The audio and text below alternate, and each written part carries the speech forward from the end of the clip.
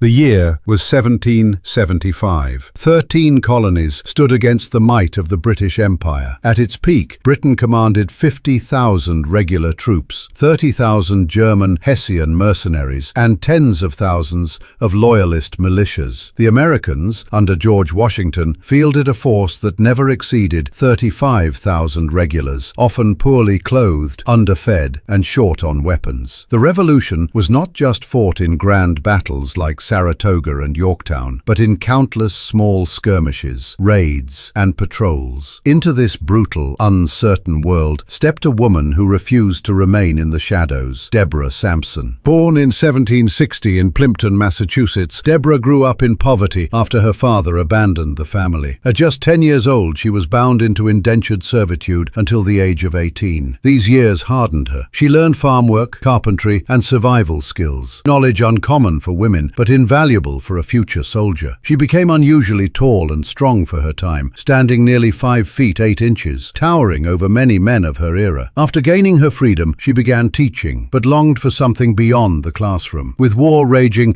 she dreamed of a cause greater than herself. In 1782, with the war nearing its end, Deborah bound her chest, cut her hair, donned men's clothing, and enlisted under the alias Robert Shurtliff. She joined the 4th Massachusetts Regiment of the Continental Line, composed of several hundred men. Her comrades carried Charleville muskets supplied by France, each weighing nearly 10 pounds, firing a .69 caliber lead ball. Soldiers carried 24 to 30 rounds, a bayonet, and sometimes a short sword. Drill and discipline were harsh, marching in tight formation, practicing volley fire, and enduring long nights on guard duty. Deborah endured it all, unnoticed among her fellow recruits. Deborah's regiment was sent to the Hudson River Valley, New York, a volatile region filled with British patrols, loyalist guerrillas, and raiding parties. She participated in several skirmishes in 1782, where small units of 30 to 50 men would clash in ambushes or raids. Strategy focused on cutting off supply lines and harassing the enemy, typical late-war tactics. In one encounter,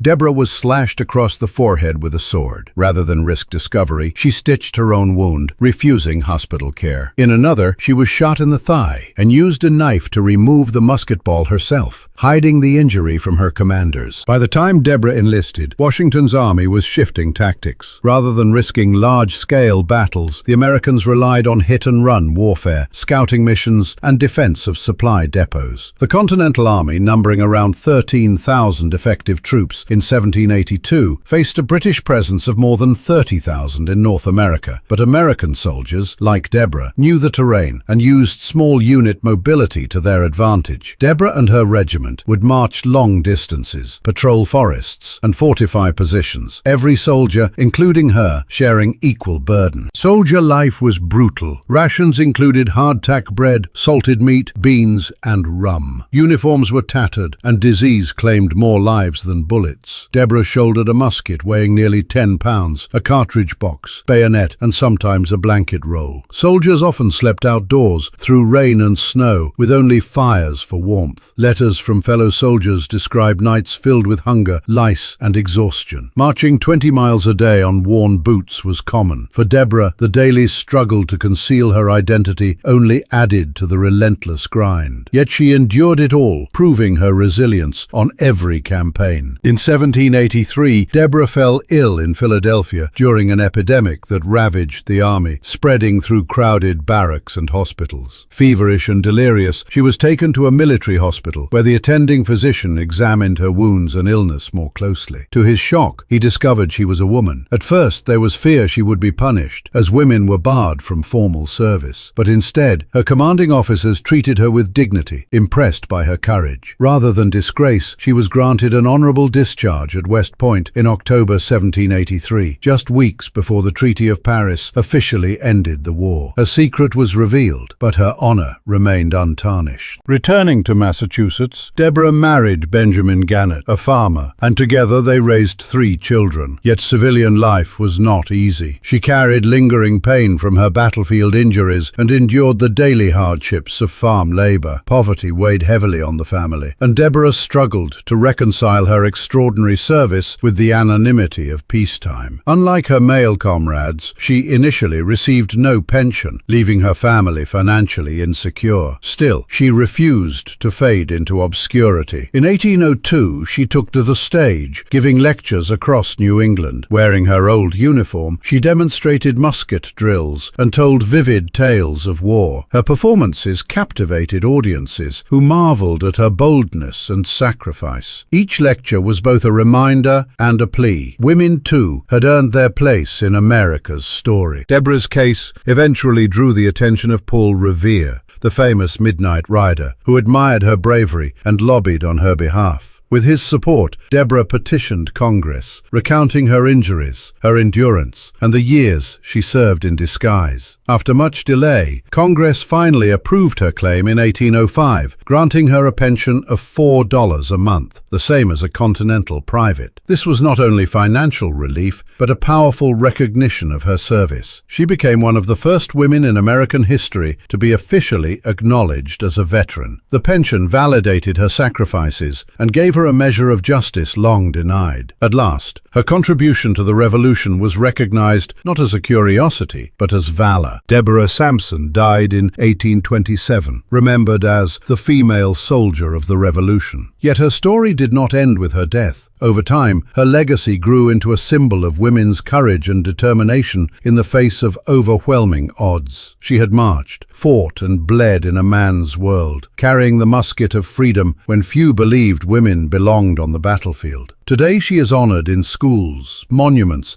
and historical societies across America. Her life stands as a testament to defiance, resilience, and the quiet heroism that shaped the birth of a nation. She remains a trailblazer who proved that bravery knows no gender. Statues, plaques, and literature now keep her memory alive, ensuring her sacrifice is never forgotten. Her courage continues to inspire new generations, reminding us that the fight for equality, recognition, and justice has always been carried forward by those willing to challenge convention. In Deborah's march across history, we see not only the revolution's struggle, but the timeless call for freedom itself. Deborah Sampson's life reminds us that history is not only shaped by generals, kings, and great battles, but also by ordinary individuals who dared to defy expectations. She stepped onto the battlefield disguised as a man, yet emerged remembered as a woman of unmatched bravery. Her story is one of persistence, sacrifice, and courage, a tale that bridges the struggle for independence with the ongoing fight for equality. In her march across history, we see not only the revolution's hardships, but the enduring truth that freedom demands courage from every generation. If you were inspired by Deborah Sampson's journey, make sure to like this video and subscribe for more powerful mini-documentaries that uncover the forgotten heroes and hidden stories of history.